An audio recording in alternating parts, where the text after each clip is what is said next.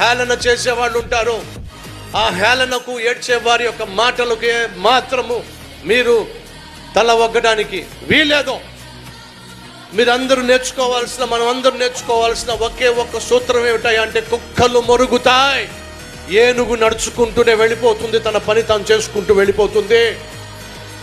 ప్రతి ఒక్కరూ జీవితంలో విజయం సాధించాలంటే మురిగే వాళ్ళని మొరగనివ్వండి, ఏడ్చే వాళ్ళని ఏళ్ళనివ్వండి, హేళన చేసే వాళ్ళని హేళన చేయనివ్వండి, విమర్శించే వాళ్ళని విమర్శించనివ్వండి. మనం చేయాల్సింది ఒకటే, మనం ఏ పనిని పూనుకున్నామో, ఏమైతే చేయాలనుకుంటున్నామో దాన్ని ప్రారంభించాలి, కొనసాగించాలి, కడముట్టించాలి. మనం చేసిన పని, సాధించిన విజయమే మురిగే కుక్కల యొక్క నోరు మూస్తుంది.